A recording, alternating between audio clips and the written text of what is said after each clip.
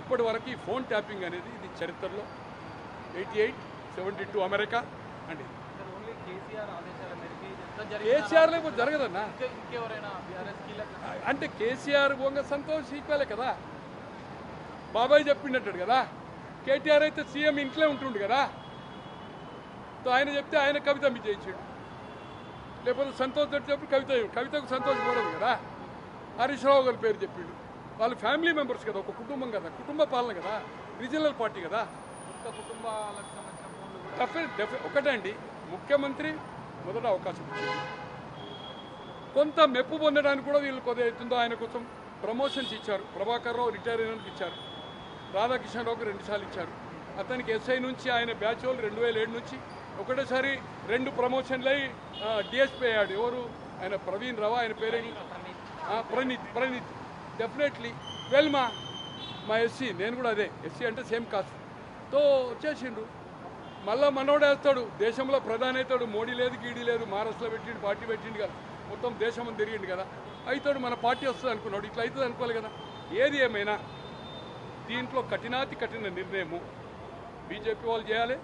ఈరోజు సిట్ ఏదైతే చేస్తుందో అన్ని వేళ్ళు అక్కడికే. ప్రభాకర్ రావు చెప్పినా రేపు ప్రభాకర్ రావుకు ఆగస్టు 5 వరకే ఉంది. ఆగస్టు 5 తర్వాత ఆయన సహకరించడం లేదు. ఖచ్చితంగా అతన్ని కస్టడీకి తీసుకుంటారు. అతను అరెస్ట్ కావడం ఖాయం. పోలీస్ జ్యుడిషియల్లో ఉండి తర్వాత ఇంట్రాగేషన్కి తీసుకుంటారు. అప్పుడు ఆయన బయటికి రావాలి. ఆల్రెడీ రాధాకిషన్ రావు గారి స్టేట్మెంట్ కానీ భుజంగరావు గారి ఇన్స్ట్రక్షన్ ఆఫ్ సీఎంఏ కదా. తో సీఎం దీంట్లో ఏదైతుందో ఇరికిపోయిండు, తప్పించుకోలేదు. చరిత్రలో ఇటువంటి చరిత్ర లేదు. బీజేపీ కూడా ఈ అవకాశాన్ని, మేము గవర్నమెంట్ వస్తామంటుండు కదా, మీరు 2 మంత్రులకు పడది, 8 మంది ఎంపీలు డిఫరెన్స్. తో ఇప్పటికైనా ఎక్కట్టా చేసి బీఆర్ఎస్ డైల్యూట్ అయినాడే, ఇది రాజకీయ సబ్జెక్టు, డైల్యూట్ అయినాడే బీజేపీకి అవకాశాలు ఇక్కడ. లేకపోతే అంత ఆషామాషి కాదు. ఎలాగైతే మీరు కవితను అరెస్ట్ చేయకపోతే 35-45 ఎమ్మెల్యేలు అనుకుంటే 8 వచ్చాయి.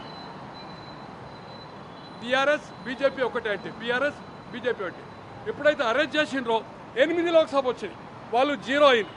రేపు ఇక్కడ బీజేపీ మీకేమన్నా స్ట్రెంత్ పెరగాలన్నా, మీకేమన్నా ప్రజా ప్రయోజనాల దృష్ట్యా కానీ, ఈ నియంత ప్రభుత్వము, ఈ అవినీతి చేసిన ప్రభుత్వము, కుటుంబ పాలన పోవాలనుకుంటే ఖచ్చితంగా మీరు దీన్ని ఏదైతుందో సిబిఐ కానీ దీని మీద స్ట్రాంగ్ ఏదైతుందో ఒక డిసిషన్ తీసుకోవాలి.